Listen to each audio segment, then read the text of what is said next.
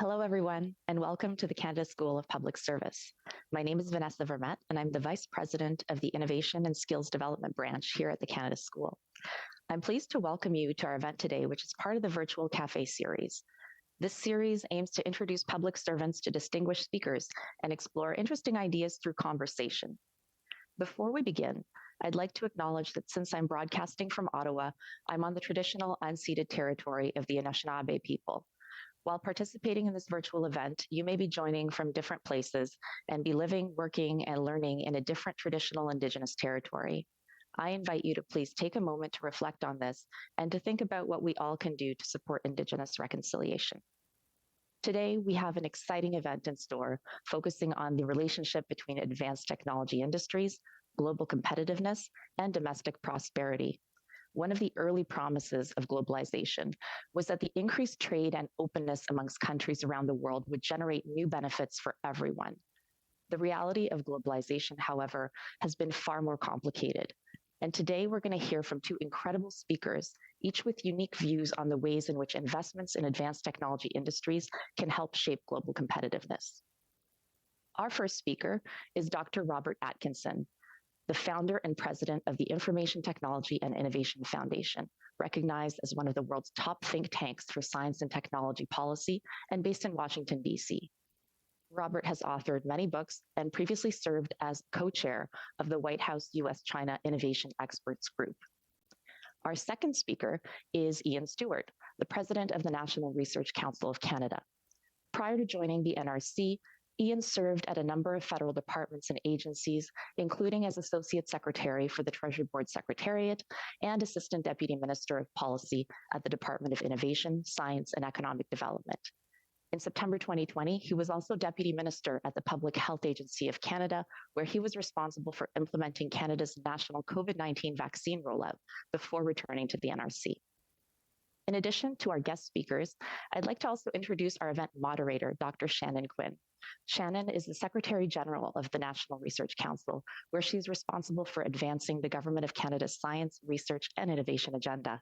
She has a strong background in science and technology in both the public and private sectors, having previously held senior leadership roles at Atomic Energy of Canada Limited, Natural Resources Canada, and as a professor at McMaster University. Thank you, Shannon, for moderating today's discussion. And with that, I will now turn it over to you to begin today's event. Thank you so much, Vanessa, and welcome to everyone who's joining us today. My name is Shannon Quinn. I'm the Secretary General for the National Research Council of Canada. And I am so pleased to welcome Dr. Atkinson and Mr. Stewart with us today. Today we're here to talk about globalization and industrial policy. Globalization is sometimes touted as bringing benefits to all. But the reality on the ground is much more nuanced. And what we see is that benefits accrue differentially to different organizations, different countries, and across different sectors. So today we're going to discuss how industrial policy is a strategic consideration for leaders, some of the things that can affect the benefits that accrue, and where leaders should be thinking about how to invest and how to realize the gains that we expect from industrialization. So maybe I'll just jump right in with a very broad question, because when we talk about industrial policy, it means different things to different people. It's very broad. So Dr. Atkinson, could you maybe tell us what you mean when you talk about industrial policy? Sure. Thank you, Shannon. It's a pleasure to be with both of you, and call me Rob. So industrial policy is really, it's a little bit in the eye of the beholder. So a lot of people, elected officials, they use it when they don't really define it properly. And really it's a very simple definition. It's policies that are focused on a particular industry or industries. So macroeconomic policy is not industrial policy, trade policy is not, unless you're focused on a particular industry. So in the US, when we passed what's called the CHIPS and Science Act, the CHIPS part was industrial policy because it was focused on the semiconductor industry. The science part wasn't really industrial policy. That was more innovation policy or science policy or tech policy. So that's really what industrial policy is. Then I think what you have to then combine it with is competitiveness. So there are a lot of folks on the left in the US now are sort of using the term industrial policy to mean really social policy. So they're saying, well, we should have an industrial policy for daycare or elderly care, or whatever it might be. And technically, that's an industrial policy because daycare is an industry. But I think the way most people think about industrial policy is it's looking at a set of industries that are going to be important to national competitiveness. Now, Ian, how do you think about industrial policy? Well, I think for Canada, we haven't necessarily been active articulating industrial policies in a regular, straightforward way. I think we're more comfortable articulating science and innovation strategies, for instance, just to riff off what Rob was saying. And the actual GDP producing sectors of the economy, sometimes we do sectorally oriented initiatives, but standing back and setting out an actual industrial policy for the country is not something we do frequently about what are our strategic industries, traded goods industries, advanced manufacturing, these kinds of topic areas. And it's an area where I think Rob's work has been very interesting to look at as a thought leader in the United States. And then therefore maybe there's some things that we as a community here in Ottawa should be thinking about. What is our industrial policy opportunity? I would just add also, it's a very important point because industrial policy, at least in the US, has gotten this bad name. Kind of intentionally, frankly, because if you will, quote, neoclassical economists who think that you don't need to worry about anything except macroeconomic factors and price signals, and that anything else is distortive, which is the cardinal sin in their canon. But anyway, a lot of those folks have tainted or painted industrial policy as, well, if we're in the US or Canada, we're going to pick Ford in Canada, but we're not going to pick General Motors. That's, I guess you could call that industrial policy. Just bad industrial policy that frankly no good country does that kind of thing. What they will do is they'll pick particular industries that are critical. In the US case, semiconductors, autos, or particular technologies. We all know batteries are going to be important. We all know artificial intelligence is going to be important. So it's really more of a focus on that. There are lots of benefits of being in an Anglo-American ecosystem. I say that with Britain, Australia, Canada, the US, but one of the biggest disadvantages is the economics community really doesn't look under the hood. They don't really look at sectors and technology. They frankly don't understand them, and they'll acknowledge that. We don't know anything about this stuff. And so I think that's a big challenge in Anglo-American, Anglo-Saxon economies is you have to sort of start rethinking economics to, to really look in depth at how does the Canadian economy work. You can't figure out how the Canadian economy works unless you understand sectors. And unless you do that, and I can tell you what the Canadian economy is, whatever your GDP is, I'm going to be so embarrassed. 5 trillion? Oh, well, now I'm going to be embarrassed. I would have said north of 3 trillion for All sure. Right. Somewhere north of 3 trillion. And this many people in the labor force, it's interesting but not very useful. I just want to add, there is formal industrial policy, and then there are conversations about industrial policy as well. And one of the things, Rob, that you're so central in the U.S. is talking about this and making it an issue and talking about things that in Canada we don't talk about as often, like productivity and competitiveness of our country. But I want to also underline, we're comfortable having those conversations in Canada. If you think about the panels, Monique Leroux's panels, ways in which the minister has reached out and tried to encourage discussions and advice. There's a dialogue around industrial policy, but not necessarily formal industrial policy per se, classically. It's not too far off from where the U.S. has been, I would say.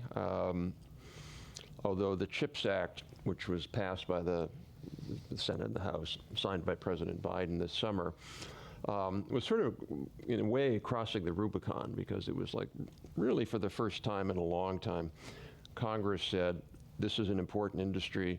We're going to put $50 billion towards it. We're going to put a 25% investment tax credit towards it. We're going to put $12 billion in collaborative R&D, hopefully done with our allies. Because we know that if we do not have a vibrant chip sector, China will have an enormous amount of power over us. And U.S. leadership realizes that cannot be allowed, and so we were able to do that. The question is, can we go further? But certainly that was a big moment in the U.S. to say, okay, now we're going to do this. And what was big about it, frankly, was when you look at those original bills, historically Republicans have been more free market, let the businesses do it. There was actually significant Republican support, and that's a watershed moment in the U.S. You had senators like Todd Young from Indiana,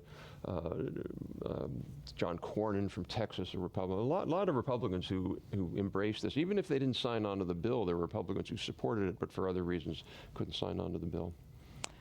Yeah, maybe we can follow that up a little bit, because this is leading right into this microchips versus potato chips kind of discussion. So maybe you could talk to us a little bit about the strategic importance in investments in specific advanced technology sectors.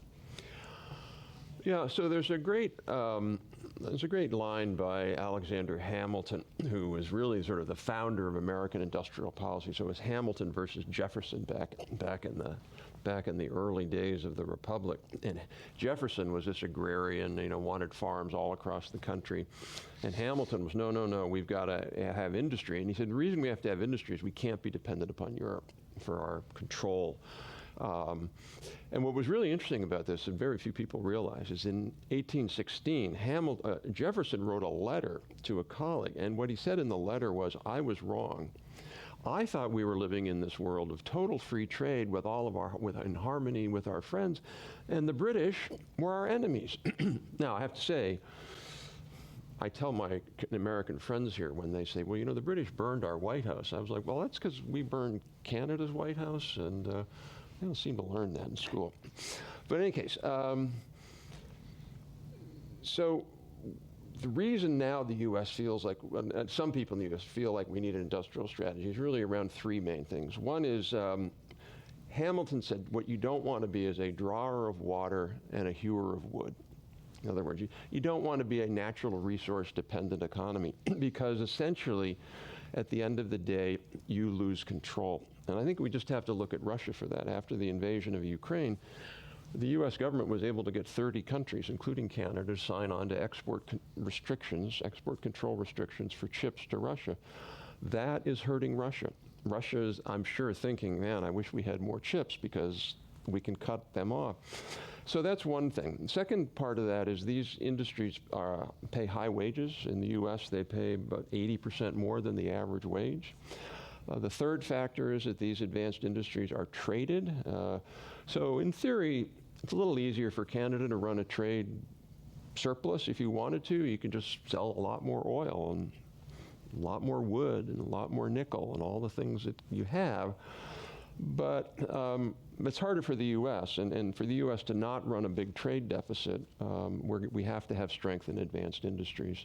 And then finally, advanced industries are related to innovation, because it's not just R&D done in this amorphous way, it's tied to industry.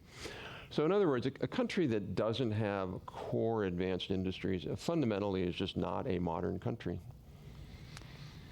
Maybe, Ian, I'll get you to kind of respond to one of the things that Rob said, which was you don't want to be a drawer of water and a hewer of wood. And actually in Canada, we've been that now since our inception in some measure. And we've worked very hard over the course of history in this country to try to move away from that or build on that in some cases. Where do you think we are with that right now? Oh, that's an excellent question. If you go back to the first settlers, colonists arriving in Canada. It was St. John's area for cod fishery. Resources have been central to the modern Canadian, modern in the sense of modern actually being a historical period, the modern economy. And the country is endowed and blessed with natural resources which are abundant, and as Rob was just mentioning, are a source for us for tradable goods, and so therefore are very important for the health of the economy. But value-added activity creates a richness around the resource sector.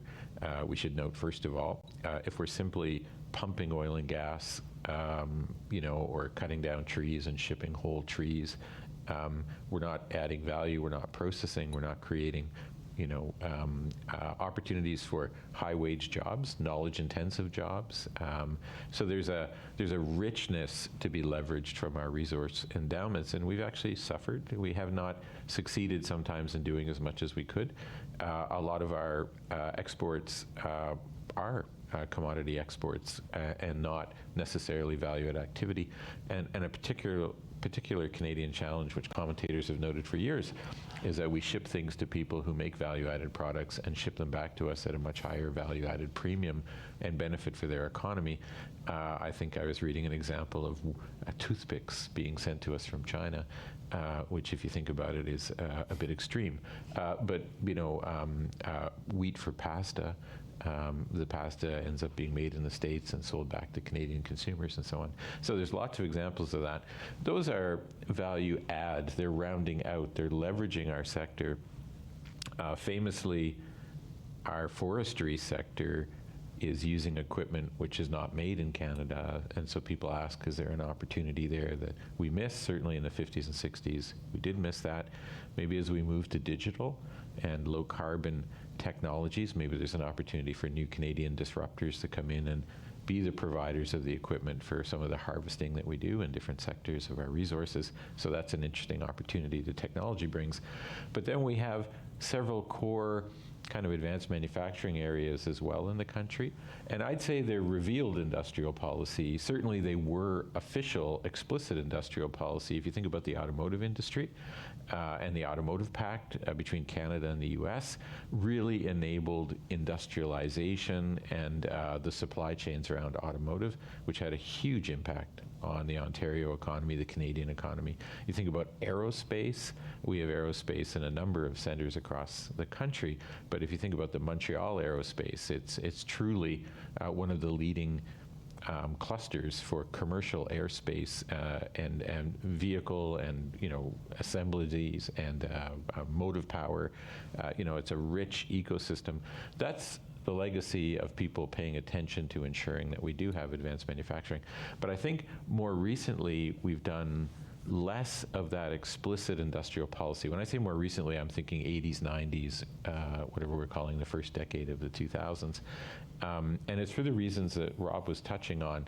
There is kind of a reluctance. There certainly was, if you think about the OECD paradigms of the kind of 80s, 90s, get out of having winners, get out of saying Ford rather than GM, get out of building national champions, let the market roll, stand back and enable. We in Canada really embraced that, and a lot of the ways we had been supporting industry moved away from direct programming to things like our tax credit, our SR&ED tax credit, and moved towards stimulating our universities. So we increased the supply of talented young people, and we increased the indirect benefit to companies to invest in the inputs to their competitive position, and we got out of doing a lot of directed support. I say we got out of doing a lot, but we didn't get out completely. We still value the importance of attracting mandates. And in fact, you'll see Minister Champagne has been announcing investments in automotive and batteries, showing that the federal government still understands the importance of anchor parts in supply chains to anchor industrial, in effect, policy. But we don't necessarily articulate that into a national vision or strategy or document that we use to guide ourselves. But there is evidence that we think that way. You mentioned the OECD. It was always a sort of point of interest in the U.S. You'd see these OECD rankings, and Canada would just be great. It's like, oh, we got great workforce and all this stuff. And it didn't translate. And to me, the reason it didn't translate is those are necessary but not sufficient. They're useful conditions to have, but just having kind of inputs, as they say, you can lead a horse to water, you can't make him drink. And so that's where you really just have to start saying, okay, what are we doing sectorally and around technology? Where are our strengths? Where can we go further than that? You know, I'll give you an example. In a study we did looking at how countries help small and medium-sized manufacturers. Canada had a program, but I believe it was cut. I could be wrong on that. I thought it was cut. But the Germans were investing about 20 times more per capita than the US and Canada, and the Japanese were investing 40 times more per capita. Now, I'm not saying Canada should just, you know, but the reality is they took that whole SME manufacturing supply chain modernization challenge quite seriously for many decades. And the US and Canada, in my view, have not done that. And maybe we can build on this a little bit because your work and work of others has shown that we could do better in Canada from maintaining or growing our share of output relative to our international counterparts. You've referenced investments in small and medium-sized enterprises and their ability to put in new modern technology and so on to be competitive on an international scale. But there are things that are needed that are beyond money. So, of course, money and investment is important. Are there other things that Canada should be doing in order to improve our performance? Yeah, I mean, a lot of people always say there's, you know, money is not the only thing, but pretty important. I have to say that. So we did a study recently using the latest OECD data, and it was called the Hamilton Index of Advanced Industry Competitiveness, I think it was. And we looked at 7 major industries. So essentially biopharmaceuticals, machinery and equipment, electrical equipment, motor vehicles, advanced transportation, which would include the aerospace cluster you have, and computers and electronics, and software and information. So think AI and Microsoft and companies and technologies like that. And what we found was that Canada's performance was actually not very good at all. If you look at these sectors and you look at what's called value added, we talked about how much they're adding value, and then you say, what is that share as a share of the Canadian GDP? And then you look at what's the rest of the world like, how big are these industries as a share of the global GDP? What you find is that Canada is way below the global average. Just as I recall, somewhere around, I'm going to get the number wrong, 0.6 or so. That's a big, big decline. I mean, and it's gone down. You talked about mid-2000s. This data starts at 95. We looked at 95, 06, and 18, and Canada's gone way down. One of the things that's really interesting on that is motor vehicles. Motor vehicles have completely flipped with Mexico here and Canada here, and now Mexico here and Canada here. So I'm not saying that it's 1-for-1, but on net it was 1-for-1, where Mexico's grown its motor vehicle, and that's come at a cost of Canada. But other areas like you look at computers and electronics, and we did 10 countries. And so if you look at Taiwan, they're like way at the top of the graph of just having so much of it because of company called TSMC, or you look at Samsung and SK Hynix in Korea, way up at the top, and Canada's way, way down here. I mean, hardly anything. Biopharmaceuticals, hardly anything. And even in sectors where Canada has been strong, like aerospace, you see a decline, and autos. So that's, to me, that ought to be a wake-up call that says, essentially, either Canada, and I'm not knocking any politician or any party, I'm just saying because we have problems in the U.S. equally as challenges as you have, but ultimately you're at a point where you would get to tipping points. So I was at a dinner with Pat Gesslinger, who's the CEO of Intel. Now he has an incentive to say what he said, I get it, but I actually agree with him, and he said, The U.S. used to have 42% of global chip production 40 years ago. We're down to 12. His point is if we start going down like 8, 7, 6, it's probably at that point you're just going down because you lose the critical mass, you lose the skills, you lose the university capability, you lose the suppliers. And so without sounding, overly dramatic, this is the decade that Canada has to decide what it wants to do, I would argue, because the competition out there is so strong. And that's not to say that there won't be sort of individual companies that are just great companies like we've done a little bit of work with D-Wave, quantum computing company out of Vancouver. Seems like a great company. So there'll always be those, just because you have smart people in Canada who do cool stuff. I don't deny that. You had BlackBerry, which shouldn't say that, right?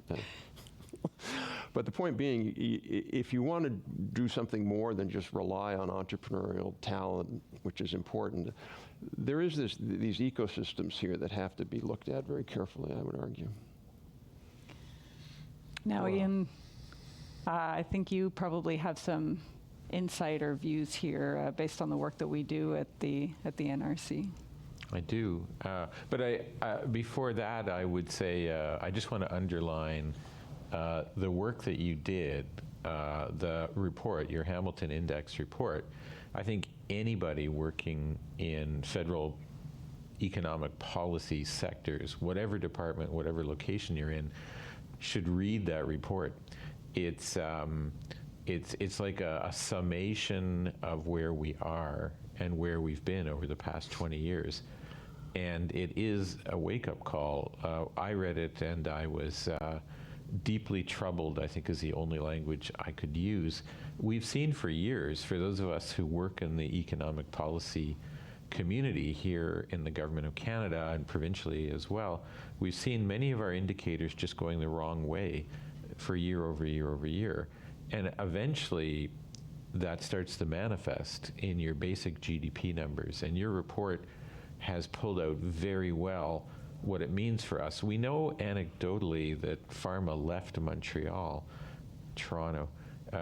We know that C-Series was a massive investment by Bombardier, which was a peak company in our ecosystem, and then Airbus ended up coming in as a partner in that. We had BlackBerry rise. BlackBerry invented the modern world. All of us walking around with our iPhones and Samsungs do that because BlackBerry changed the world. They're not with us. Nortel changed the world. What a terrible disaster. It was a loss of a ecosystem champion that was a world dominator, a huge company, huge part of GDP in the country. So, and partly because I wrote a long study on this, and I have to say, partly because of China, unfair practices. Well, that's a topic that is part of this discussion, because maybe we'll come back to this when you think about it, Rob, because part of the industrial strategy dynamic is realizing, like you were talking about in Hamilton and Jefferson's discourse, is it a free and open economy? Right. Do people respect WTO rules? How do you compete as a country in a world where there's speed bumps and pitfalls, and maybe the rules are not being evenly applied and so on, and you get into some of the more even controversial aspects of that. So, but net, we have had global champions. This country can produce them, sustain them, and we still have them. If you look, we have global leaders in areas in mining and, lots of sectors still, but we have fewer than you would expect. And our performance by sector, which your analysis in your Hamilton Index just shines a great big light on, is that we're going the wrong way in every one of our advanced sectors. So while we were the third largest cluster for commercial aerospace in the world in Montreal, are we going to be there 5 years from now? We are fully integrated into the North American auto supply chains, the production of vehicles. Will we be there 10 years from now? And I was mentioning earlier Minister Champagne's efforts, which are just notable. He's going out, to the companies, trying to make sure that we're anchoring through critical minerals, through batteries, through electric vehicles. We're anchoring ourselves in the automotive market of the future. But that kind of proactive activity, I think, really is our opportunity right now. And I would say, to your point on the tipping point and the CEO of Intel, you know, when are we hitting the point where it's going to be maybe not possible for us to reverse these things is a really good warning that you've just given us to think about, because you do see it. You see it in you know, areas where there's a thinning out occurring in the thickness of the cluster or the area of activity. Those supply chains, those specialized skills, those specialized labor markets, they're what create the soup around which companies can, you know, grow and achieve international scale. And as that starts to thin out, it's not going to happen here. It will be part of our longer term narrative around talented young people who move south because they're seeking that kind of labor market support, that supply chain they need. And we need to keep that in Canada. I think for the longer term, maybe we'll get to that in another question, so I won't have to talk too much about it, but I would say for the longer term, we have to kind of be realistic about what are going to be the engines of our economic growth for this country, and then how do we thicken them out? How do we add value around those kind of enduring strengths? And in some of the areas, like advanced manufacturing, it's a defensive action to make sure we don't lose them and we are able to grow them. Mm-hmm. In some of the earlier conversation, you were sort of moving into an area that is thinking about where strategic security considerations are also driving strategic consideration around industrial policy and investments in certain sectors. And so I think many of the people enjoying today's session, they're not, industrial policy is not their day-to-day business, but the pandemic has meant that many Canadians have felt the risks of a moving away of certain capacities and certain industries in a way that probably we've not felt before. And so maybe you could comment a little bit on the idea of is it too late to bring some balance back? And if you have any other comments around this idea of intersection between industrial policy and national security. So, yeah, the supply chain issue gets complicated in the following sense. There are just certain things in supply chains that, you know, are random, earthquake or some kind of, you know, everybody's got COVID at the factory, or not a lot you can do about that. You're no better off in a way having everything in your own country because of that. You could have your own vulnerabilities. So I don't think those kind of, there's certainly sort of dual sourcing and, you know, not having everything in one plant. That makes sense. The big issue, which we should just acknowledge with supply chain vulnerabilities, is not these sort of acts of nature, acts of government. And in this case, China. That's what it is. China, I wrote a series of articles for a journal in the U.S. called Journal of International Trade. And it was about basically how the Chinese are practicing what is called power trade. This was a study done way back, Albert Hirschman's first book, anyway, Getting Along, Trade Theory, was about how Germany did that. And Germany did this from 1900 to 1945, and they're actually the British who were really, really worried about that. They saw what Germany was doing was using trade to gain power, not just militarily, but political power to sort of disrupt where the British Empire was. That's what China does now. So that's what we have to really be careful of. And batteries, your point, what the minister is doing is a great example. China has long had a national strategy to dominate the global battery market, just like they dominate solar panels. We don't really have to worry about solar panels all that much, because if they cut us off, it's not like our solar panels don't work. If they cut off batteries, we can't, our auto industry goes down and all these other sectors. So one of the things I think we should do, and this is where I think we really should be having a conversation about much deeper U.S.-Canadian alliance and cooperation. So we're engaged in a pretty serious supply chain mapping exercise now, funding through this last summer. And so we're going to look at supply chains in all these areas. We should do that with Canada, in my opinion. And we need, because at one level, what do we care if some factory is in, Oshawa? Like, fine, cool. It doesn't have to be in the U.S. And I would hope you would feel the same way, because we're close allies. But if we don't have anything in North America, then and if it looks like it's in China, then we do have to be careful. China has shown very clearly they're willing to weaponize trade. They've done it against, for example, they used their rare earth dominance to punish Japan over some island thing or some missile thing. I don't remember what it was now, but it was pretty clear. You mess with us, no more rare earths, which meant no more magnets, no more computers, all this. And they show they'll do that, and we can't let ourselves be dependent upon that. The other component there also is, if you just look at our militaries, the weapons, and this is, I'm sure, even more true in Canada. If you look at the latest study by the Defense Department in the U.S. on the capability of the U.S. defense industrial base, talk about a depressing report. You don't really want to read that report, because pretty much every single technology area that is critical to U.S. defense systems, not everyone, but most of them are vulnerable now. They're like, well, we don't really produce enough of that here, or, well, we're dependent upon that. And they've let that just slide because they've bought into this globalization view that, well, it doesn't really matter. We can get these things from China. Well, not if China's our enemy. Not if China invades Taiwan, we're not going to get those things. So that's what I think we all have to work together on. Well, this is an area, Rob. Although you're Canadian-born and raised, you would be very clear that the national interests of the U.S. and Canada, sometimes there's some disconnects.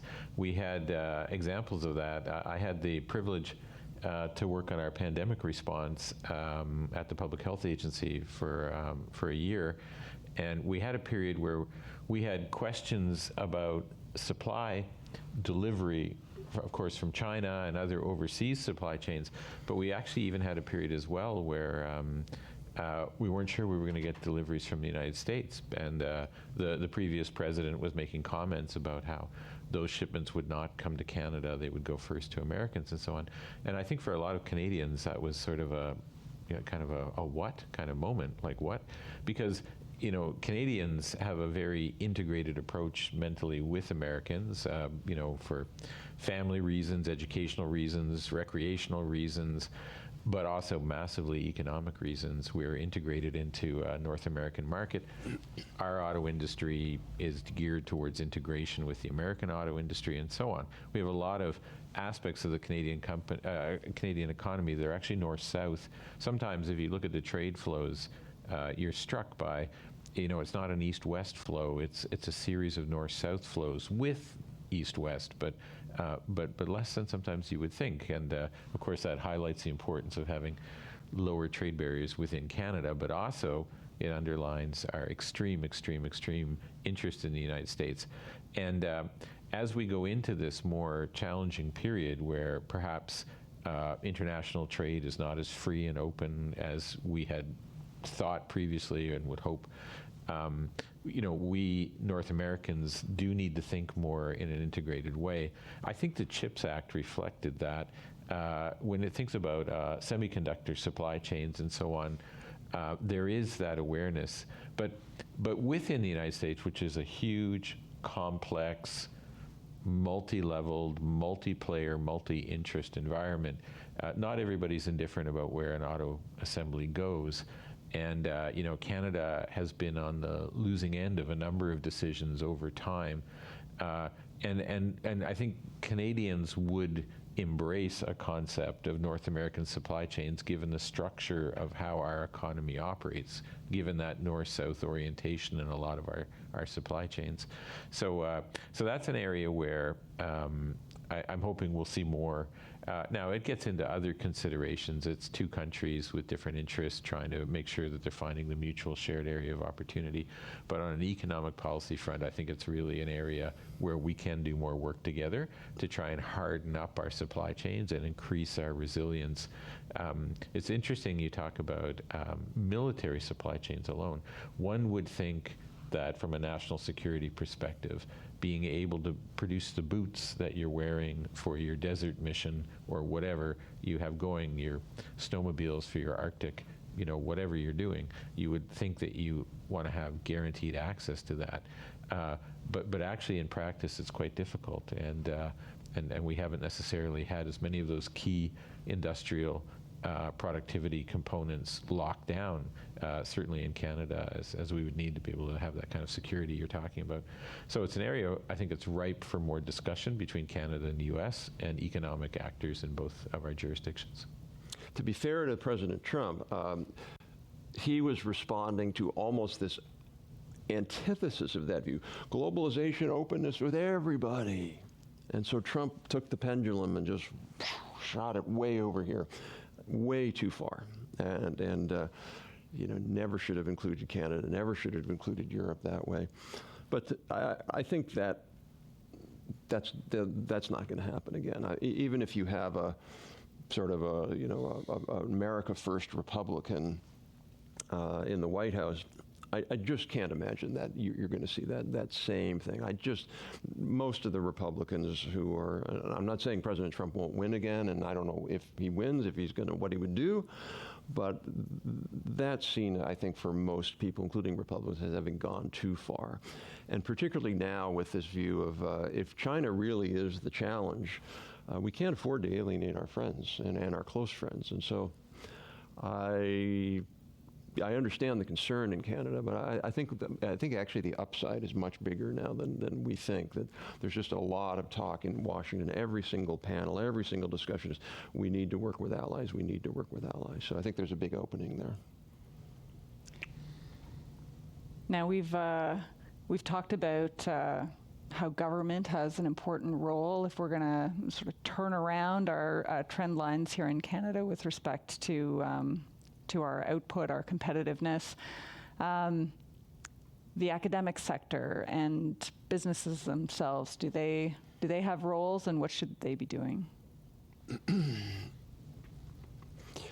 So I can't remember the exact number. I think it's like in Canada, 40% of basic research is conducted at universities. I ran across that number, and in the US it's around 12. And to me, that's a problem in Canada. I mean, the ethos or the sort of narrative of Canadian universities, a little bit like American universities, but they're not as bad in America, is just give us a lot of money, give principal investigators a lot of money, do it peer reviewed, and we're going to write the best journal article you can imagine. It'll be in the Journal of Nature, and man, our citation rates will go way up. I'm not saying that you shouldn't have some of that. If you don't have that, it's hard to train the next generation. It's hard to have, but you can't have that be your base. And so I think what universities, to me, the grand bargain, and I don't want to get too much into Canadian politics because I'm not here, but the grand bargain, if you look at what the U.S. did, we passed this CHIPS and Science Act. And the Science Act went through a lot of iterations. The original was a lot better, and we were quite involved with helping Senator Schumer and Young craft it, but whatever, politics is what it is. But what it did do is it created a new division in the National Science Foundation, more around applied research or industry collaborative research with universities, translational research, whatever you want to call it. And I think that's the way to go, frankly. We live in a world, the world 50 years ago, where countries could afford to put a lot of money into basic research and you didn't care where the results went. That's not the world we live in anymore. I think universities have to be more tightly aligned with national missions. Now, does that mean that you're going to tell each researcher what to do? Of course not. You're not going to pick GM. You're not going to do that. You're not going to. But it does mean that industries need to be able to show that they're able to raise money from industry. If you can't raise any, and I'm not saying on everything, but there should be more of universities being required to raise money from industry. It should be measured. I mean, that's the other thing. The U.S. and Canada, certainly U.S., we don't do a good job of measuring. How many patents are you issuing? How many licenses to companies? How many new startups are you engaged in? How much industry R&D do you get?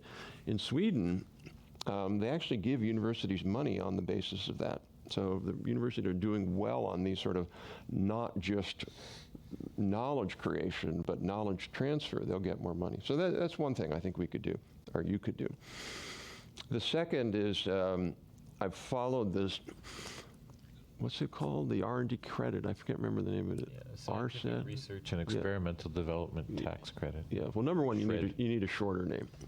But number two, I don't know why Canada doesn't do what the U.S. did, which was we have what's called the alternative simplified credit, where you don't. Maybe you've changed this, but the last time I talked, you had 100% of all your R&D was eligible for this credit.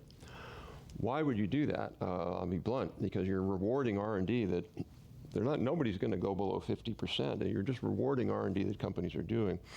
What you don't want to do is what we had originally, which was basically this incremental credit. So if you go up a little bit, you get a credit. If you go down a little bit, you don't. That's just, so what the Brits did was sort of along that direction, and then we copied them. And it's basically this credit of, you get the credit of 50% of your R&D and above for the last 3-year base period. That essentially doubles the incentive, because you can double the rate, more or less double the rate at the same fiscal cost. So I would think, things like that.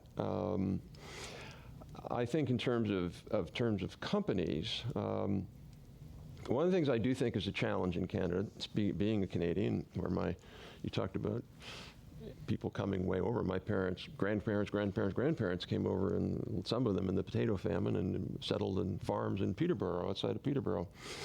I do think Canada, like many countries, has to consciously develop entrepreneurial interest and talent and inclination.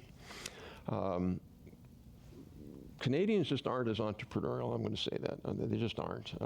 There's sort of this American, why Americans are so crazy sometimes, it's like that's the same as Americans being entrepreneurial. It's like it's the same sort of, let's think outside the box, let's act outside the box. And I do think there are things countries can do to really encourage that. And I'm like in the U.S., for example, we didn't have any entrepreneurial education programs 40 years ago. Every single major university now has a really, no, I shouldn't say a great, they all have entrepreneurial programs, and some of them have really great entrepreneurial programs, where if you're a student and you really want to do this, you're going to get a lot of different help and encouragement and the like. So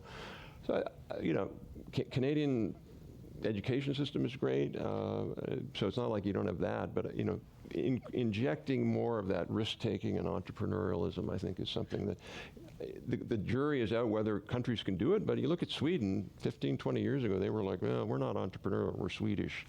And they've really, really focused on this, and they're pretty entrepreneurial now. So. Well, there's a lot in what you just said. I would say that the government recognizes a number of the issues that you've touched on. One of the things that the last budget federally announced was a review of the SR&ED tax credit. It's been a long-standing topic of inquiry. Does the tax credit function the way it's intended? Is it achieving the policy objective? How could it be redesigned to be more impactful? And I should also say the government introduced a number of other initiatives in that last budget that were intended to get at how do you leverage more economic impact from your research dollar. For instance, the government announced that it was going to create a new agency. When you talk about the NSF having a stream now focused on the translational or commercialization research. Budget 2022 announced that we would have a funding agency dedicated to supporting business innovation. And I think that's also trying to put more money into that space, encouraging growing entrepreneurial businesses. And then also notably in the budget was a $15 billion growth fund, which was meant kind of a financing style provision that was enabled for the entrepreneurial new economy growth kind of opportunity. I would say on Canadian universities. Can I just say before you lose that, I didn't have enough time to say that. I did actually write about that in the report because I knew that this was either being considered and I thought it was great. So I really, really like those initiatives. I think they're right on the mark. Okay, good. So it's just to say that people are thinking of these issues, Rob. For Canadian universities, I'll say a few things.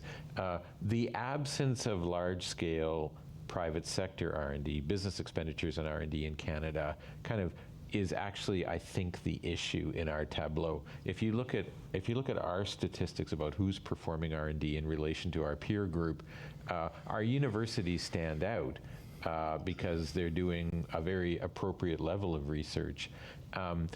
What we have is we have less expenditure on business R&D. Now, that's profound. So we don't have large companies pulling on the knowledge supply, the young talent. We don't have large universities doing structural collaborations with universities. We have them, like I said earlier, we just have fewer than you would expect for an economy of our size. My career has been spent a lot in this space, and it's the absence of those large R&D performing companies that really, I think, gives us the stats we have and a lot of the dynamics we have. If you convene a meeting in Canada to talk about innovation, you'll end up with voices that reflect the community. What you don't have is large industrial companies that have dedicated, vice presidents for innovation showing up at that meeting and saying, like they would in Germany or others, what their needs and their desires are to government. Our other voices, tend to fill that space. But that I just don't want to be unfair to Canadian universities. A lot of them are aware of the need to invest in entrepreneurial development programs, incubation, translational activity. In their space, they are doing what they can contribute to this challenge. The structure of our economy is kind of working against our overall innovation agenda in some ways. And that comes back to this topic, which is, for our industrial policy, what are the companies of the future that we want to see, at the commanding heights of the opportunities for the Canadian economy? How do we grow them? How do we encourage them? How do we avoid some of the problems of the 60s, 70s, and sort of industrial policies that became the reason why the OECD said, don't intervene in companies? They learned from mistakes. We have to learn from our mistakes of the 80s and 90s, which is saying simply providing talent and tax credits and standing back isn't necessarily going to preserve your champion companies that are so important to your industrial sectors and so on. So it's a rich topic, and as always, looking to other countries, like looking to the US and your study, the Hamilton Index, looking across our peer group is just so insightful and so helpful. Yeah, so we have a program in the U.S. that was set up. We kind of go through these phases. We went through this phase in the 1980s that was a response to the Japanese challenge. And so we put in place an enormous array of really mostly effective programs. Most of them were quite good. In fact, my first job in the U.S. was at NIST, the National Institute, which had been renamed and remissioned, if you will. But one of the programs that was created back then is a little program that NSF runs, National Science, called the Industry University Cooperative Research Center Program. But what it does is it says to your university, hey, you want some money? You want to focus on microelectron MEMS? You want to focus on nano? You want to focus on... Great, we'll give you money, but you have to match it dollar for dollar with companies. And you don't have to get big, giant companies to put a lot in. It's an incredibly effective program. Even though it's not that big, the industry loves it because first of all, there's real research going on that's like in Berkeley, for example, the number of startup companies that have come out of that center on MEMS technology is incredible. But they also get talent. So look, universities are going to be universities. It's universal. I had this discussion in Japan recently where all the universities want is they just give us money and don't leave us alone. I get that. If I were their lobbyist, I would do the same. Doesn't mean that governments have to sort of go all the way along with it. I think there are things that, like you look at a place like MIT or University of Utah, you wouldn't think of University of Utah. University of Utah is a great, great place for entrepreneurship, largely because of the governors have just focused on this. So you can get universities who are sort of at the cutting edge and become role models and help teach, if you will, other ones. The other one, too, again, not being a huge expert, but my outside view is that the polytechnics play a strong role and could play a stronger role, especially in applied technology areas and training. You are bang on the money. The colleges and polytechniques across the country have about 900 locations across the country, so they're in all the communities. And because industry comes to them for specialized skills, they end up often working with them. And a while ago, our Natural Sciences Engineering Research Council set up a program to fund polytechniques and community colleges to kind of set up technology access centers, and they play a really important role in providing technical expertise and support for entrepreneurs in many locales across Canada. The universities do this as well. Again, I'm actually very proud of Canada's universities, and they've managed to sustain international research quality with the rise of China. Canada's stayed at the forefront in many domains. I think in Canada, we drift into talking about universities when actually what we really are trying to talk about is industrial policy and the important role that large companies play in our innovation ecosystems. And universities, I think, are rowing the right way, but they can't compensate sometimes for some of the absences or structural problems in our economy. But growing new companies to fill that space is definitely a shared project, and it's shared for universities, for government, for community incubators.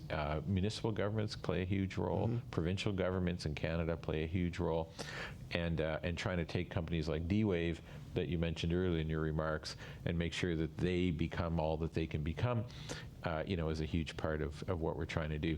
Now, that's a kind of broad discussion we've had, which we started out with, motivated by the Hamilton Index work that you did. I don't know if we're running out of time or how we're doing here, but I think we've covered the waterfront from several perspectives at this juncture.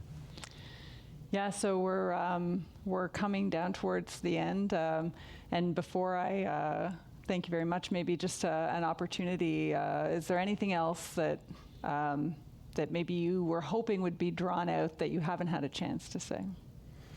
Yeah, I guess two things. One is I remember once a few years ago I was at 10 Downing Street and with a minister, and they asked me to come over a little panel on what should the UK do, and I said, you got to do two things. You got to speed up your innovation and production and advance. You got to do all that, and you got to work collaboratively with the U.S. to counter China.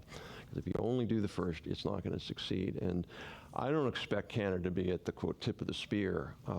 But if we don't counter China, and I don't, by the way, just to be clear, I'm not talking about keeping China down per se. I'm talking about countering where there are systematic unfair trade practices, whether forced tech transfer, which occurs all the time with Canadian companies in China, IP theft, massive subsidies, limited markets for all that. So that's number one. I do think that Canada has to think about that. The U.S. has to lead, no question about that.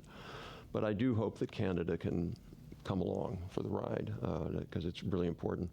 Second thing I would say is, when you look at the Anglo-American countries, the Anglo countries, if you will, the one core area that we do pretty well at compared to, say, the Japanese or the Germans, which are, they're hardcore engineering economies, we do better at two things. Science, so again, to your point, science-based innovation to me is going to be a Canadian strength, and software-based innovation. Right. I really think that, even with the little layoffs at Google and whatever, it's like ultimately this is going to be, the next 2 decades are going to be digital, and they're going to be digital embedded into mining, into cities, into farming. So having a really strong software economy is critical. And I know you do that. You have some great university programs in Canada, but I just encourage you to keep going on that, because software capabilities are really what companies are looking for today. One of the flagship things we do is run a funding program, the Industrial Research Assistance Program, all across the country, 110 locations across the country. And the primary area we focus in year over year over year is digital startups. And there are great ecosystems from, well, actually in every major Canadian city, to be frank, around growing and nurturing digital startups.